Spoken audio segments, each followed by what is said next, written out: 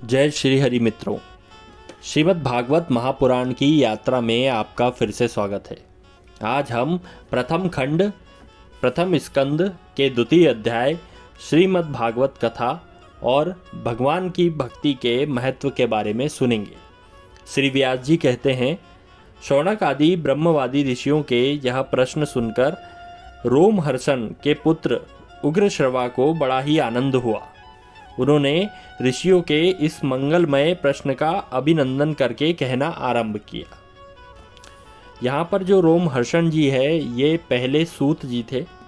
उनके पुत्र उग्रश्रवा ने उनके बाद में कथा का पाठन शुरू किया था। सूत जी ने कहा, जिस समय सुखदेव जी का यज्ञोपवीत संस्कार भी नहीं हुआ था, लौकिक वैदिक कर्मों के अनुसार अनुष्ठान का अवसर भी नहीं आया था, उन्हें अकेले ही सन्यास की इच्छा लेने के उद्देश्य से जाते देखकर उनके पिता व्यास जी विरह से कतार होकर पुकारने लगे, बेटा बेटा सुनो बेटा। उस समय तन्मय होने के कारण सुख जी के ओर से वृक्षों ने उत्तर दिया, ऐसे सबके हृदय में विराजमान होने वाले श्री सुखदेव मुनि को मैं नमस्कार करता हूँ। यह भागवत कथा अत्यंत गोपनीय रहस्यात्मक पुराण है। यह भागवत कथा भगवान के स्वरूप का अनुभव कराने वाली है और समस्त वेदों का सार है। संसार में फंसे हुए लोग जो घोर अंधकार से पाना चाहते हैं, उनके लिए आध्यात्मिक तत्वों को प्रकाशित करने वाला यह अद्वितीय दीपक है। वास्तव में उन्हीं पर करुणा करके बड़े बड़े मुनियों के आचार्य श्री सुखदेव जी ने इसका वर्णन किया। मैं उनकी शरण ग्रहण करता हूँ। मनुष्यों में सर्वश्रेष्ठ भगवान के अवतार नर नारायण ऋषियों को, सरस्वती देवी को और श्री व्यास देव जी को नमस्कार करके इस संसार और अंतःकरण के समस्त विकारों पर विजय प्राप्त करने वाले इस महापुराण का पाठ करना चाहिए। ऋषियों, आपने संपूर्ण विश्व के कल्याण के लिए यह बहुत सुंदर प्रश्न किया, क्योंकि यह श्री कृष्ण के संबंध में है। इससे वैसे ही आत्मा की शुद्धि हो जाती है।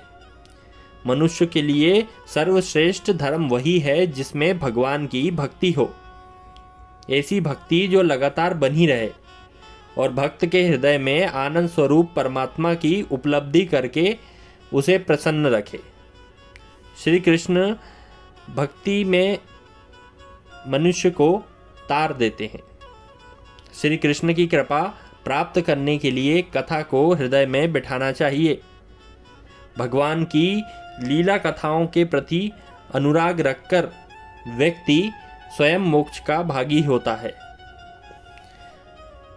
इस प्रकार भोग विलास में लिप्त इंद्रियों को विराम देना चाहिए और उनका जो कार्य है, जैसे जीवन निर्वाह करना, उसी का काम उसे करने देना चाहिए और बहुत से अधिक परिश्रम करके स्वर्ग की इच्छा नहीं करनी चाहिए। अगर स्वर्ग की इच्छा आप करते हैं तो आपको पहले भगवान की प्राप्ति के लिए प्रयास करना चाहिए। श्रद्धालु मुनिजन भागवत श्रवण से प्राप्त ज्ञान वैराग्य युक्त भक्ति से अपने हृदय में परम तत्व का अनुभव करते हैं। शौनक आदि ऋषियों, यही कारण है कि अपने अपने वर्ण तथा आश्रम के अनुसार मनुष्य का जो धर्म है, उसकी पूर्ण सिद्धि इसी में है कि भगवान प्रसन्न हो। यानी यहाँ पर ये कह रहे हैं कि अलग अलग मनुष्य अपने वर्णों के या अपने कर्मों के अनुसार अलग अलग जो कार्य करता है, उसके अनुसार या उसकी उम्र के अनुसार उसे कोशिश करना चाहिए कि वे भगवान को संतुष्ट करें, प्रसन्न करें। इसलिए एकाग्र मन से जो भगवान हमारे प्रिय है, उनका नित्य निरंतर श्रवण, कीर्तन और आराधन करना चाहिए। कर्म की गांठें जो होती है बड़ी कठोर होती है, लेकिन विचारवान पुरुष जो होते हैं भगवान के चिंतन की तलवार से उसे काट देते हैं। चिंता और चिंतन में बहुत अंतर होता है। चिंता चिता के समान होती है और चिंतन जो होता है वे बुद्धिमान मनुष्य करते हैं। चलिए आगे सुनते हैं। शौनक आदि ऋषियों पवित्र तीर्थों का सेवन करने से, तदंतर श्रवण की इच्छा, फिर श्रद्धा, फिर तत्पश्चात भगवान की कथा में रुचि होती है। यानी मनुष्य जैसे जैसे शुद्ध होता जाता है उसे भगवान की कथा में मजा आने लगता है, रुचि होने लगती है। भगवान के यश का श्रवण कीर्तन करने वाले दोनों पवित्र होते हैं। वे अपनी कथा के सुनने वालों के हृदय में आकर स्थित हो जाते हैं और उसकी अशुभ वासनाओं को नष्ट कर देते हैं।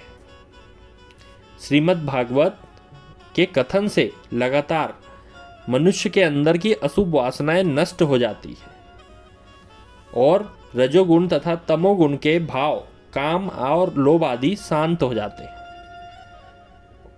यहाँ पर ये कहना चाहते हैं कि मनुष्य के अंदर 3 तरह के गुण होते हैं, एक सत्वगुण, रजोगुण और तमोगुण। ज़्यादातर मनुष्य जो संसारिक जीवन में रह रहे हैं वे रजोगुण और तमोगुण के अंतर्गत अधिक कर्म करते हैं। हमें सत्वगुण को प्राप्त करना है, भगवान के सर्वश्रेष्ठ गुण सत्वगुण को, इसलिए हम ये कथा का पाठ करते हैं।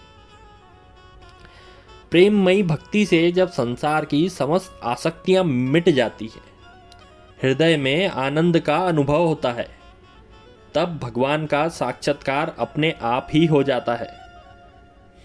इसलिए बुद्धिमान लोग बड़े आनंद से भगवान की भक्ति करते हैं। अब आप ध्यान से सुनिए। प्रकृति के 3 गुण होते हैं जिसकी हमने बात करी थी, सत्व, रज और तम। इनको स्वीकार करके संसार की स्थिति, उत्पत्ति और प्रलय के लिए एक अद्वितीय परमात्मा ने ही विष्णु, ब्रह्मा और रुद्र 3 नामों को ग्रहण किया। फिर भी मनुष्यों का परम कल्याण तो सत्व गुण स्वीकार करने वाले श्री हरि से होता है। जैसे पृथ्वी के विकार, लकड़ी की अपेक्षा धुआं श्रेष्ठ है, उससे भी श्रेष्ठ अग्नि है, क्योंकि वेदोक्त यज्ञ आदि द्वारा अग्नि सद्गति देने वाला है। वैसे ही तमोगुण से रजोगुण श्रेष्ठ है और रजोगुण से सत्वगुण श्रेष्ठ है, क्योंकि वह भगवान का दर्शन कराने वाला होता है।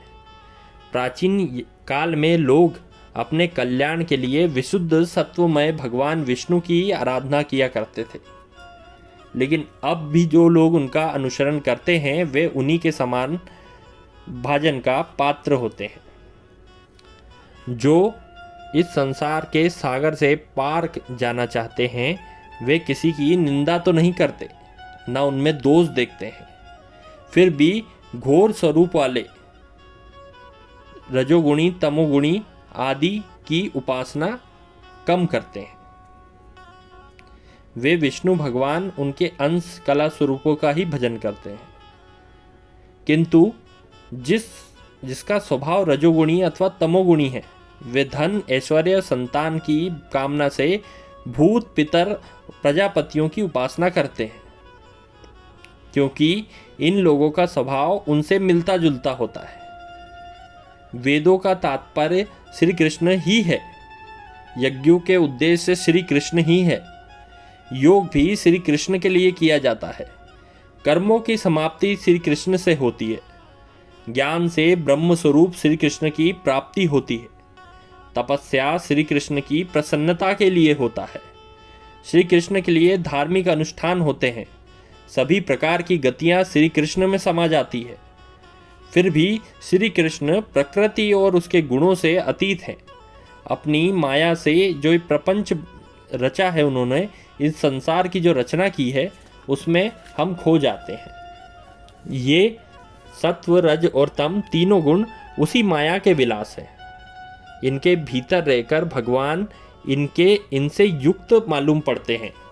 ऐसा लगता है कि भगवान इन्हीं के समान है, इन्हीं गुणों के समान है, लेकिन वे विशुद्ध विज्ञान से परे हैं। अग्नि तो वस्तुतः एक ही होती है, यानी अग्नि जो है वो तो एक ही होती है, लेकिन अलग अलग लकड़ियों में जब वो प्रज्वलित होती है तो हमें लगता है कि अग्नि अलग अलग है। वैसे ही भगवान जो है पूर्ण परमात्मा रूप में एक ही है, लेकिन अलग अलग योनियों के कारण, अलग अलग प्राणियों के कारण अलग अलग जान पड़ते हैं। तो यहाँ पर हमें ये समझाया गया है कि अलग अलग जीवों के कारण, अलग अलग योनियों के कारण उसमें जो जीव आत्मा है वो भी भगवान का स्वरूप है, परमात्मा का अंश है। जो आप में है, जो मुझ में है, या कोई जानवर में है, जैसे गली में आपके कुत्ता है, गाय है, चींटी है, या फिर आसमान में उड़ने वाले पक्षियों में तक भगवान का अंश विद्यमान है। ये बात आप हमेशा याद रखें और इस बात के स्वरूप ही किसी के साथ में ऐसा भी कोई कर्म या कुकर्म ना करें जिससे उसे एक पीड़ा हो, क्योंकि आप कहीं ना कहीं भगवान के अंश को पीड़ा देंगे। इसलिए व्यर्थ में किसी को पीड़ा ना दें। और भगवान ही अपने छोटे छोटे अंशों के रूप में हम सब में विराजमान हैं और वही देवता, पशु पक्षी, मनुष्य आदि की रचना करते हैं, वही समस्त लोकों की रचना करते हैं और हमारा पालन पोषण करते हैं। इसी प्रकार हमारा यह प्रथम स्कंद का द्वितीय अध्याय समाप्त होता है।